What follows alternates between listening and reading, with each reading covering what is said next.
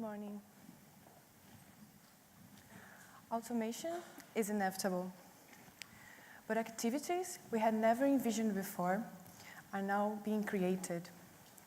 And now, government has access to data to steer the transition into a knowledge-based economy.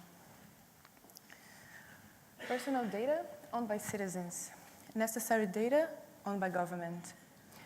What do we mean by this, and how do we achieve this knowledge-based economy? So this is Scylla, and since 2018, this has been our answer. Scylla is an intelligent virtual assistant that is connected to the Emirates ID. It allows individuals to protect and share information and incentivizes the government to collect it. So how does Scylla work?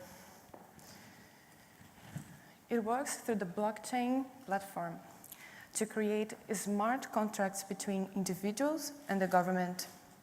Now, all the data that is deemed necessary by the government is made available in the system, and all other personal information is private and secure through the smart contract.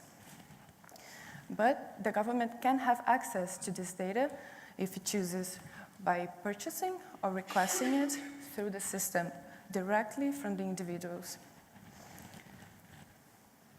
Now, in the past 14 years, Scylla has been working to connect society and government, and it has been collecting information on education, on economy, and on happiness.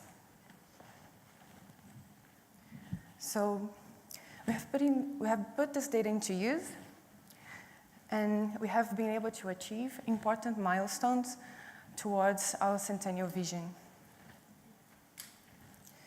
In education, we have been able to understand now the strengths and weaknesses of our population. And this is especially relevant for our younger generation. We have been able to improve our educational system through the collection of this data, and now we can provide students with virtual internships and virtual reality classrooms. In the economy, we have been able to optimize the allocation of talent. This means that individuals seeking employment are able, through our system, to be matched to positions either in the private or the public sector.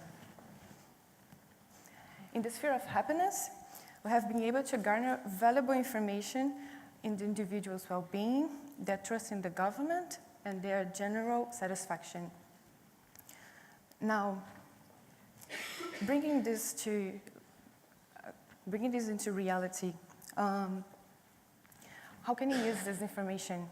So, for example, by using this data to tackle broader issues, we have been able to tackle climate change issues. So, for example, by analyzing data from water consumption, we could set national targets for water conservation. Now, bringing a more personal example, we wanted to present Fatima. So this is Fatima, and she has recently graduated from college and is looking for a job. So Fatima has been using our VA system since high school, and the VA system has been able to gather information and now has valuable information of Fatima's skills. If Fatima chooses to make this information public within the system, she will have the ability to find a job that matches her skills and that is also good for the economy. Now, the government wins, and this reduces the friction of unemployment, and at the same time, have more access to its individual's information. And Fatima can land a great job. Now, what does it mean to become the best country by 2071? We wanted to give some insights as we move into phase 2.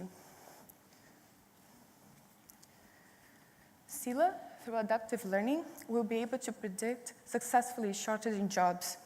So if the government, by taking a proactive stance, incentivizes its citizens to pursue certain jobs that are needed, it can do from an early age. But of course, the ultimate choice of the job will rely on the individual. As the UAE diversifies away from oil, some jobs will prove more stressful than others, and this can have a negative impact in national output. So, by having greater access to data, the government can prioritize the individual's well-being, and this will lead to an increase in production. Happy workers leads to a growth in the economy and strengthens the faith of the individuals in the government. Thank you.